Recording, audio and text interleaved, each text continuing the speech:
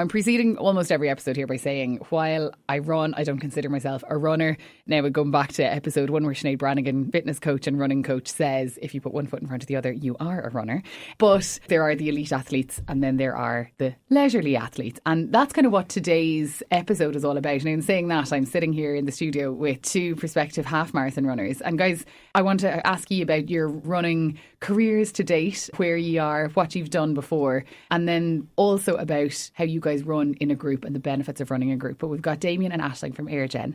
Guys, thank you so much for taking the time to come out and join us. Good morning. Welcome. Tell me, first of all, I know you both said off air there that you are looking at doing, or you're planning and training to do the half marathon this year. What sort of runs have you guys done before? Is this the first time doing a half, or are you both seasoned marathon runners and this is just a jog in the park for you? I probably fit that category. I've done six marathons now at this stage. Wow. And multiple half marathons. Okay. So this is about getting the group around. Okay. The half marathon course. Brilliant.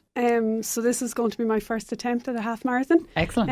I've done the VHI mini marathon a couple of years in a row, so that's just 10k. Yeah. So I'm kind of nervous and excited about trying to do the half marathon. Yeah, excellent. Well, I mean, it's such a wonderful distance, and I've only done the half marathon once in the Waterford Viking Marathon, but it's such a lovely route and the atmosphere is amazing. I mean, Jamie, you can testify to that. Like, I'm sure. Yeah. Have you done of the 6 marathons that you've done? Have some of them been the WLR Yeah, Waterford Viking Marathon? I've done the full marathon in Waterford twice. Okay. And I've done the half marathon twice. Yeah. In Waterford. And I've done Dublin a couple of times. Brilliant. Earlier this year I did Barcelona. But Oh, definitely wow. Waterford is, particularly on the Greenway, particularly when you go from Mount Congrove out, it's fabulous views. It's just really, really nice. It's a really spectacular route, isn't it? Yeah, it's really cool. Stunning. Yeah. And how is training going? Training's going well. Yeah. The group, we have about 25 in the company that are doing it. Wow. So we have about 3 separate groups that meet separately. So we're running a half marathon team and we're running a 10k team. Wow. So the girls and the lads are doing really, really well. And we're about 9 weeks. Is it 9 weeks into the plan? 9 weeks of a 13-week plan. Brilliant. And everybody's doing well. We've had a couple of little injuries and stuff like that, but everybody's doing real well. Yeah. it's going well. So talk me through the structure of how you kind of set your groups up then, because I mean, I know it sounds really simple, like, oh, you just tell everyone you meet on Thursdays at 6 and that's it. But people have lives, routines to fit around. Yeah. I presume people have different fitness levels, especially when they're starting out. Yeah. Like, Aisling, I suppose for you, given that this is your first half marathon, and you've obviously done a bit of running before, but taken that next step. How did the group scenario, first of all, how did it come about for you? And second of all, how has it helped you? Well, I suppose it came out when Damien sent out an email just to the site saying, does anyone want to do some running? We're going to raise money for charity. And we'll be there to support you guys, from whether you want to do the half or the quarter. So I thought, right, okay. So I celebrated a significant birthday this year and I thought Brilliant. I wanted to do something for me. So I was going to try and do the half marathon, the Viking. So when I saw this, I thought this was a really good opportunity to actually have a reason to go out a few times a week with a bunch of people and know that I'd have to come in, the next day or the day and say, did you go? Are you going running? So that support and having that kind of structure going out 2 or 3 times a week was really important. Yeah, there's a lot to be said for an appointment and having almost that potential guilt if you don't show up. Absolutely. Yeah. And like I'd walk in, especially on a Monday morning if I was going out running on my own at the weekend to do the long run. And Damien would look at me and go, well, did you go out this weekend? Yeah, you're being held and the accountable. fear if I had to say no. Yeah. So it definitely helps, that support. And Damien, how did you start running? How did you get into it? And how have you found, because I know some people love to train on their own and it's their, it's their headspace time.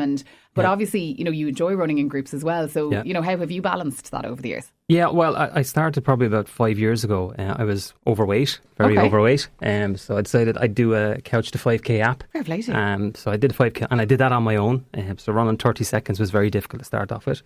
And I got to the 5k and then Patsy, who CEO in Eirgen, said, right, now push it on to 10k. And I did the 10k and then registered for the first WAC half marathon within the same year and did that and did it a good time. So then the next was go for a marathon. So then I did the Waterford Marathon then and just been addicted to it since. Wow. So I kind of balance, I like to run on my own, but the running with the group is really good because you see people that are starting off really getting stronger and getting faster as they go along, and the confidence it builds within the group is really good. How many people altogether do you have in your groups? There is 20 10k and there's 5 half marathoners. Wow. But again, Eirgen is great because it's on the old Comedian Road. Yeah. So it's not too far away from the Carriganore entrance to the Greenway. Fab. So when it was darker, we would run from Eirgen. So there's a 4 and a 5 mile loop around Eirgen that we can do. Perfect. So we would kind of trot out and then trot back. But now that it's getting warmer and brighter, we hit the Greenway. So we go to Carrigan North, start there and just go down to the Greenway. Yeah, so it's really good. Like, and now that we started off with intervals of 1-2 minutes, very early days. Now we're up to the guys running 30. Wow. Or 20 minutes with a 2-minute break in the middle. So Brilliant. it's really come along. Yeah. And the half marathon group are 4 or 5 miles every Tuesday. So we go Tuesdays, Thursdays, and then we meet on a Saturday. So it's that guilt factor. Yeah. You're going. Yeah. And we have a WhatsApp group as well, so everyone is included in it. Yeah. And, there's a little bit of rivalry there as well, a little bit of competition. And look, there's going to be like naturally stuff is going to crop up. I mean, you might have confirmations or communions, so you might have a Saturday where a couple of people can't come along, or people could, like that they're just feeling shitty or whatever, you know. But at the same time, it's, I suppose, just having that appointment where you go, oh, look, I don't feel like doing it, but I know once I'm there, I'll be able and I'll be delighted once it's done. Yeah, and it's great. And again, it's a group that it's all different paces. There's no pressure on people to be fast. You go at the pace that suits you. It's all very comfortable and all good. Yeah. And I think having people that have ran marathons before, like Damien and Patsy, and there's a couple of the other guys, they're really good and encouraging. And I definitely run faster when I'm in the group than I run on my own. Yeah. And even that kind of builds your confidence and your self-esteem. So it's really nice to have that support there when you're want to turn back I can or fall imagine. in a ditch. I want to go work for Eirgen. Do you hire radio presenters? Absolutely, yeah. Damien, I just want to touch on, as you said, that like you said you were overweight and you wanted to do a couch to 5K. Do you mind me asking, like, when you say you were overweight, like, what was your lifestyle like? What weight were you? And what was that trigger where you said enough is enough? I was probably about 3 stone overweight. Okay. So I was close to 14 stone. Wow, okay. And I was carrying it all around my chin, which was good.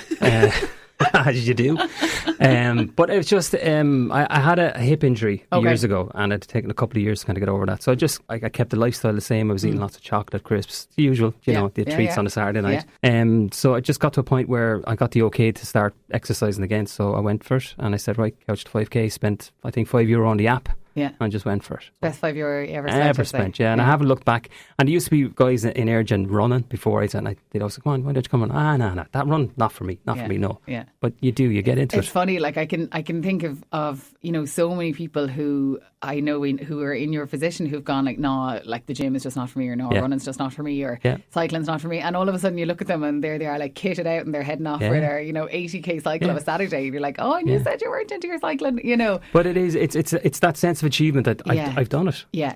I can run 10k and I can go further, which is brilliant. Do you know what I maintain as well, right? And this is something that I would have always been very sporty, especially as a teenager growing up when I played on every team that was going, and I was always first to put my hand up, like, badminton team, yeah, sure, I'll take part, But, as I got to college and kind of started into my career and the team sports kind of starts to filter out, and then all of a sudden you're like, oh, if I want to do something, I have to make that decision myself. Yeah. And I would imagine there's a lot of people that are like that because, as a young person, a lot of your activity is organised for you, and then as an adult you have to organise it for yourself, or at least partake in something that's organised and make that decision. But when I started running, and I never thought that I would have been able to do 5, 10k half marathons, like never would have thought that would have been my thing. And then as I started to go, God, I can do 5k and I can do it quite comfortably, and I can do 10k and I can do it quite comfortably. And then in other aspects of my life I was like, what else can I do that I didn't think I could do? And I found like other aspects of my life that have nothing to do with fitness were benefiting because I kind of started applying that what else can I do attitude. And I think you could apply that whether it's running or cycling or swimming or anything. But, once you kind of push those little boundaries for yourself, they definitely, I think, have a knock-on effect. Well, it's about building confidence. Yeah. Isn't it? Like, because you do go through periods where I'm not able or I'm not capable. Or certainly when I started, I didn't think I'd be capable of running 5k. But it does build confidence. And the confidence then to keep pushing.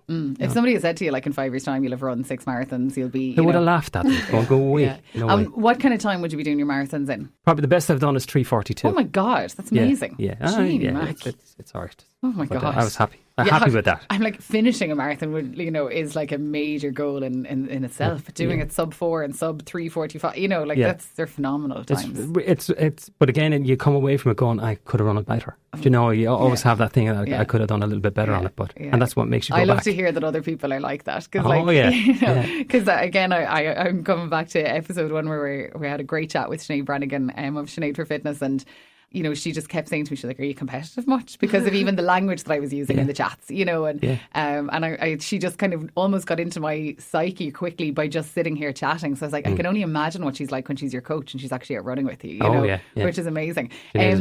So you go out in these groups, right? Would there ever be times, I suppose, where somebody starts to fall behind and the group then naturally starts to break up, maybe because of people's different abilities, or is it a case of you would have slower runners, but again, the benefit of having, say, like hands-off. Probably one of the key pieces, we decided that we wanted to have a couple of experienced runners with each of the groups, and one at the front and one at the back. So if someone fell back, they're not on their own. So one of the more experienced runners would just stay back and get the person through it. Because when you're on your own and you start having the doubts, that's when you'll stop. So if you have someone alongside you, again, sowing the guilt, going, come on, you can do it, you can get through it. So that's what we do. We have 2 experienced runners with each of the groups to make sure that they get through it. That's fantastic. And I am the slowest runner in the world. Really? Are you are you sure you're not just being harsh to yourself? No, I am. And I'm slower definitely than the rest of the people doing the half training. Okay. But there's always somebody that stays with me. That's or fantastic. else they'll go up and go, right, we'll just run to the roundabout and we'll come back and get you. Yeah. Or if they finish, they'll come back and get me. And that's lovely. Yeah. And again, it means, okay, I can't just get in the car and go home. I have to finish it because somebody's going to come looking for me. Yeah, that's the shortest way to the car. They come back and you're like, oh, where's Ashley? You're like, oh, look at her, she's sitting over there.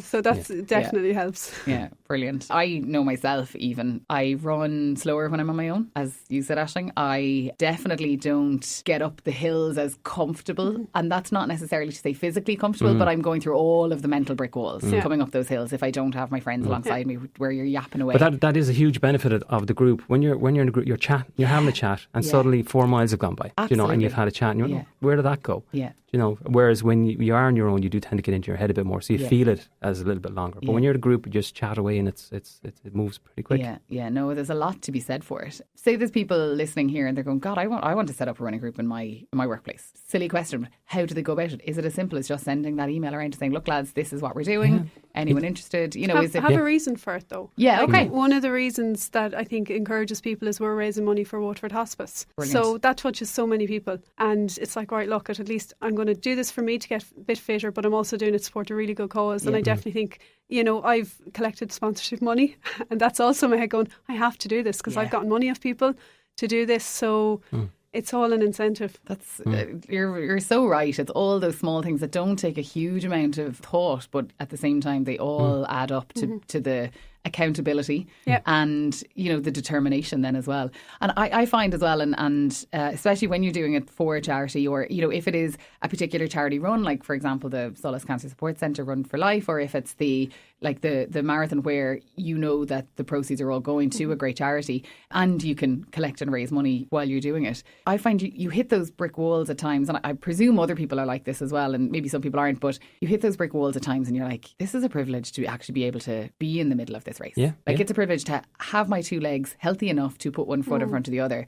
And like the amount of times that I have to like give myself a mental slap in the face to be like, cop on and just keep going. It is. And particularly on the marathons, you like when you get to there's the dreaded mile 20, when you get to mile 20 in a marathon, things that go through your head like, just stop. Why don't you just stop? Your mind starts saying, why are you doing this? But it is, you know, like we're lucky that we're able to register for these races, we're able to go out and we are able to raise money for it as well. And it is great that a lot of people think they don't have it in them to do it, but everybody does. You know, it's funny. I interviewed Ian Kelly from Whitfield recently, an orthopaedic surgeon, and we were chatting about his patients and how to avoid becoming one of his patients, you know, because nobody wants to meet the orthopaedic surgeon professionally. And he was saying, you know, funnily enough, he was like, the people on my table, he's like, they're primarily not runners. And we spoke about, you know, runners' injuries and runners' knee, and you always hear of these runners having to go for surgery or for this or for that, but you know, he was like, a lot of that isn't caused by running. It's other stuff that kind of lends itself to then turning into injury that might ultimately need surgery or whatever.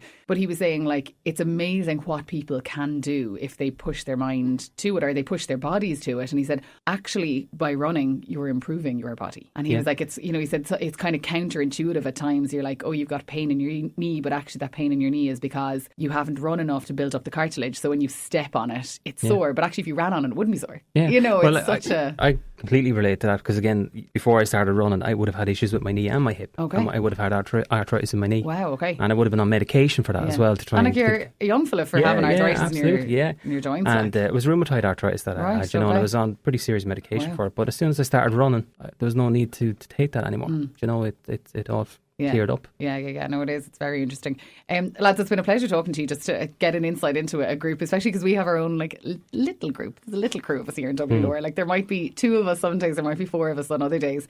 And when I hear that you guys have 20 plus, I know, it's a huge workforce as well, but it just goes to show the possibilities and, the benefits of it as well. Damien and Aisling from Eirgen Pharma, lads, thank you so much for joining us on our Let's Get Running podcast. Yeah, thanks a million. Very much. Let's Get Running on WLR. Brought to you by West. Buy your side for a healthier world.